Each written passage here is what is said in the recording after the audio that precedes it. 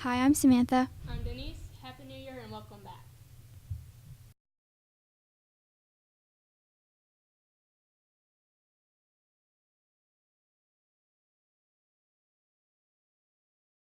Now here's your school news. Everywhere you turn it.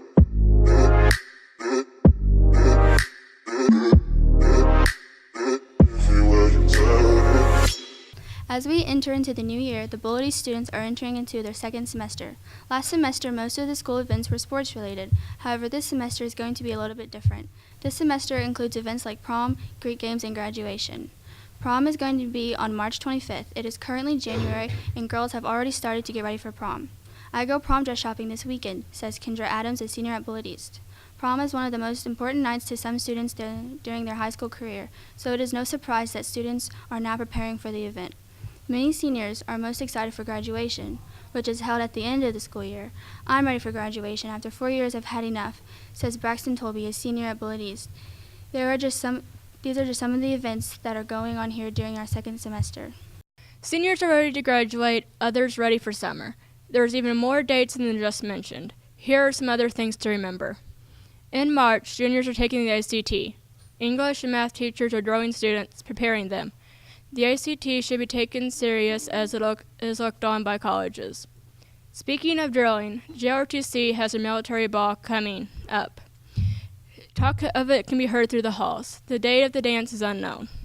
Senior projects have many seniors stressed out. Senior projects are recommended to be finished by February 1st, as presentations will be held during the 1st through the 28th.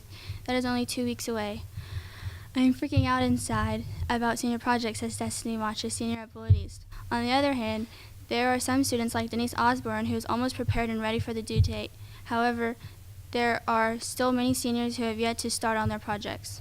Since freshman year, students have been told how important the project is. However, some seniors feel as though they have been left in the dark about the ongoing senior events, including senior projects. Another senior meeting would be a great way for seniors to have all of their questions answered about the senior projects. This year, underclassmen paid and received Chromebooks. While some say it is unfair for seniors, underclassmen did have to pay for these Chromebooks.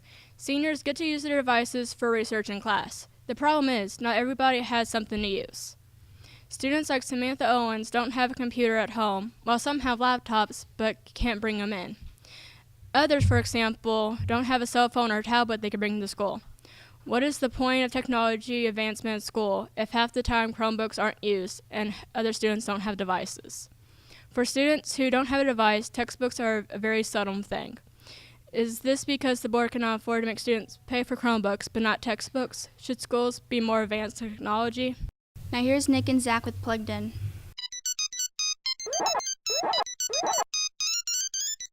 From the producer of Oculus and the Strangers comes The Bye-Bye Man, a chilling horror thrill that exposes the evil behind the most unspeakable acts committed by a man. When three college friends stumble upon the horrific origins of the Bye-Bye Man, they discover that there is only one way to avoid his curse. Don't think it, don't say it. But once the Bye-Bye Man gets in your head, he takes control. Debuting on Friday, January the 13th, this film redefines the horror the iconic date represents, stretching out comprehension of the terror this day holds, beyond our wildest nightmares. Even though Friday the 13th is the home of Jason Voorhees, the undead killer with a hockey mask, yesterday I went to the Keystone Cinema to watch the movie, and I can tell you that it will scare you depending on how you are with horror movies. I would give it 9 deaths out of 10 deaths. Beloved Princess Leia, played by Carrie Fisher, passed a few weeks ago. Several days after that, her mother. Carrie was famous for the role as Princess Leia in Star Wars franchise. Her role will not be forgotten by many. Thousands of Star Wars fans in Arizona and Illinois cosplayed or dressed as her from the movie and marched and carried famous lightsaber weapons. People as young as 4 years old to march 50 marched. One march was Leia cosplayers danced and marched on the streets. Justin Simmons says that if they were to have a march here, they would probably participate. I know of a lot of students and a few teachers who would as well. May our Princess Leia rest in peace, and may the Force be with her. Jimmy Superfly Snuka, the wrestler known for his high-flying leap off the ring's top rope that flattened his opponents, died on Sunday. He was 73 years old at age, The Superfly Splash is the move that Snuka would jump off the ring's top rope and land face down on his opponent, who lay prone on the mat, which helped catapult the Fiji-born Snuka to the 1980s fame with the World Wrestling Federation, now the World Wrestling Entertainment. He was later inducted into the WWE Hall of Fame. Former actor and wrestler Dwayne "The Rock" Johnson announced his death on behalf of the Snuka family. Best wishes go out to his family. Monopoly is probably the most famous board game ever created. Every so often, they change the board game to fit with modern culture. Hasbro opened up a voting on their website for choosing new game tokens for their game and voting for the current tokens that needs to be removed. The current game pieces include a thimble, a battleship, a car, a top hat, 2 dogs, a wheelbarrow, and some new pieces are emojis, boats, a cell phone, a wheel, a computer, a bow tie, just to name a few. All of the new tokens choices are colored gold. Many of the new designs are really neat. We can vote for up to 7 new game pieces to be added, and the winner will be added.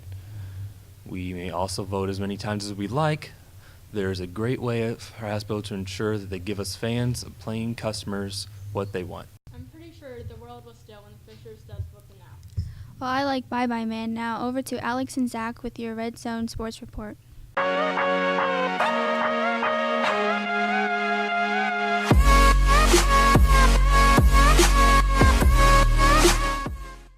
Bulla D's senior night for the wrestling team was on the 4th of January. The team honored 4 seniors: Justin Deffler, Logan Henry, Alex Underwood, and Austin Miller. The team faced North Bullitt and Spencer County that night. Justin Deffler beat both North Bullitt and Spencer County. Alex Underwood lost to both teams.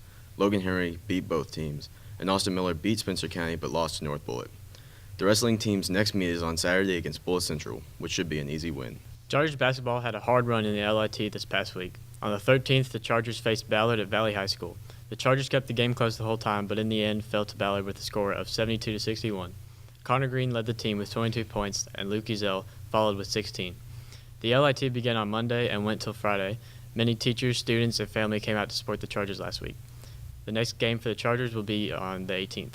On Saturday night, the Bulla D's Lady Chargers played Louisville Central. The Lady Chargers walked away with a win, with the final score being 66-31. Before their game, senior Lindsay Duvall received an invitation to the McDonald's All-American game. Lindsay's invitation was announced on Sunday night on ESPNU. Lindsay is one of the 4 players from the state of Kentucky to be invited. The McDonald's All-American game will be played on March 29th at 5 p.m. at the United Center in Chicago. On January 18th, the Chargers will play the Crimsons from DuPont Manual. This shouldn't be a hard game to pull through with the win. So far, the Chargers' record is 11-6, and the Crimsons' record is 3-11. We're expected to win this game, so come out and support your Chargers at home. This has been the Red Zone Sports Report. Now back to the anchors. Sounds like it was a close game with Ballard. I'm Samantha. Yeah, I might go to the next game. I'm Denise, and this has been your Charger News.